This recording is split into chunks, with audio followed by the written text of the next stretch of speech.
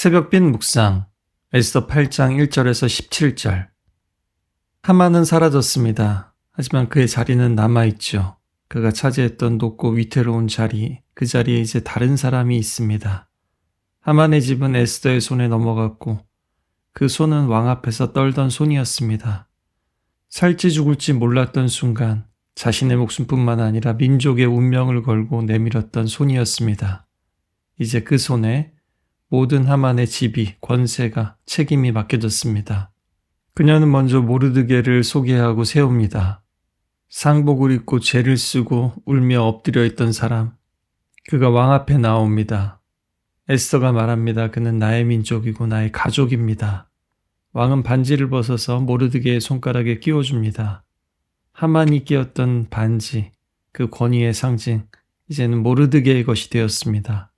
특히 에스더가 모르드게를 하만의 집 위에 세웠다라는 표현을 보면요. 하만이 모르드게를 죽이려고 장대를 세우다 할 때 그 표현입니다. 또 왕이 하만을 세울 때 쓰였던 표현이기도 합니다. 왕만이 하던 일을 이제 왕비가 할 수 있습니다. 에스더가 모르드게를 세웁니다. 모르드게를 죽이려고 세웠던 장대가 있는 집에. 하나님은 이런 식으로 일하십니다. 강한 자의 자리를 약한 자에게, 소리치던 자들의 이름은 잊혀지고 무릎 꿇고 기도하던 자들의 이름은 남습니다. 오늘 나의 인생을, 그리고 우리 가족들을, 아니 수많은 사람들의 미래를 짊어지고 떨리는 손을 가지고 있는 분이 계시다면 아하수에로 왕이 아니라 하늘 보좌에서 우리를 향해서 호를 내미시는 하나님 앞으로 나아갔으면 좋겠습니다. 그 떨리는 손을 모으고 말이죠. 하만은 죽었습니다. 그러나 그가 남긴 칙령은 아직 살아있습니다. 그의 조선은 아직 서슬퍼런 칼처럼 유다인들을 겨누고 있었습니다. 에스더는 다시 한번 왕 앞에 나아가 민족의 생명을 구해야 합니다. 이번에는 냉정하고 계산적인 전략이 아니라 왕 앞에 엎드려 울면서 하만의 악한 계략을 물리쳐달라고 간청합니다. 앞서 하만은 에스더 앞에 엎드렸지만 오직 자신의 목숨을 구하려는 부지하려는 것이었고 그의 청원은 받아들여지지 않았죠. 에스더는 아하수에로 왕 앞에 엎드려서 자신의 목숨이 아니라 자기 민족의 목숨을 살려달라고 청원했고 결국 그 청은 받아들여졌습니다. 왕은 또다시 금호를 내밉니다. 그러자 그녀는 일어서서 말합니다. 만일 왕께서 좋게 여기시고 제가 왕의 목전에 은총을 입었고 이 일이 왕의 눈에 옳게 보이며 제가 왕의 눈에 좋게 보이신다면 조서를 취소해 주십시오. 제 민족에게 닥쳐오는 재앙을 어찌 제가 참아 볼 수 있겠습니까?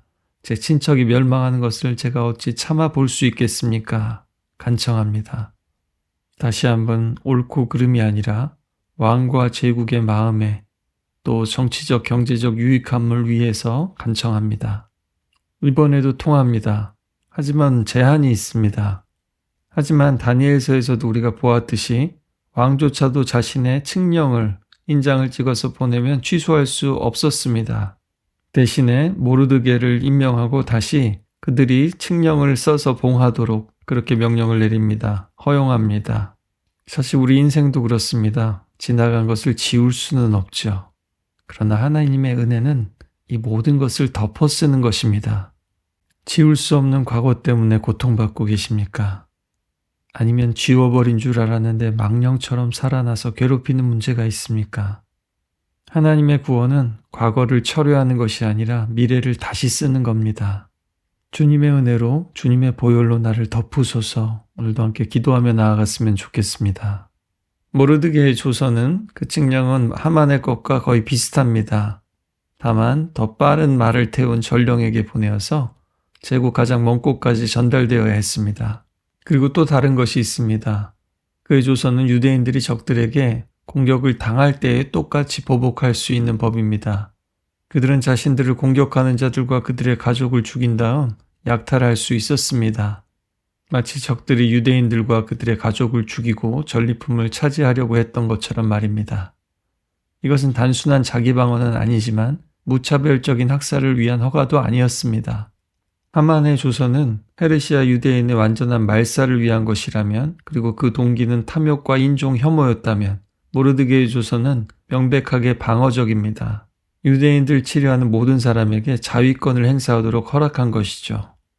하지만 내일도 보겠지만 그들은 하나님의 백성이고 세상 사람들과 달라야 합니다. 복수를 하면서도 그들은 하나님의 말씀에 따라 원리에 따라서 스스로를 제재하고 제한했습니다.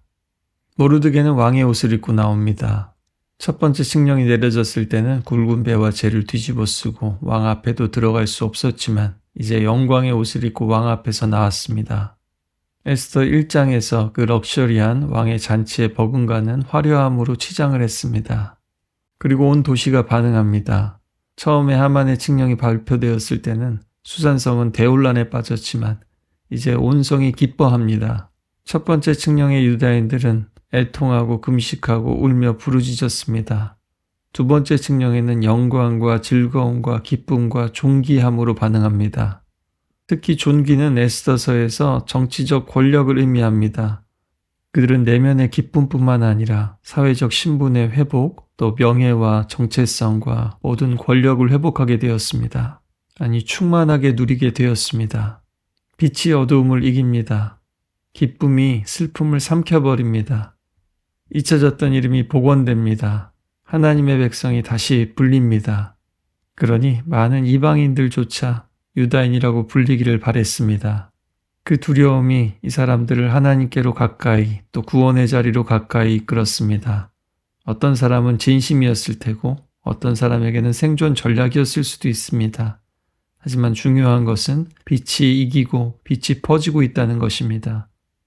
이방인들도 유다 사람들의 인생 역전, 역사의 반전을 보고 또 그들의 표정을 보고 그들의 기쁨을 보고 그들의 옷을 보고 그들의 말을 들으면서 하나님이 살아계시고 그들은 하나님의 백성이라는 것을 느끼게 되었습니다. 두려움에 떨던 에스더가 담대하게 자신이 유대인임을 밝히자 주변의 수많은 이방인들도 오히려 두려움에 사로잡혀서 유대인이 되려고 합니다. 끝날 때까지는 끝난 게 아닙니다. 9회 말 투 스트라이크 투 아웃에서도 반전이 일어나곤 합니다. 기울어진 운동장인 어웨이 경기에서 연장 마지막에 대역전이 일어나기도 합니다. 그래서 사람들이 스포츠를 그렇게 좋아하나 봅니다. 선수들뿐만 아니라 응원하는 사람들도 그렇게 울고 웃더라고요.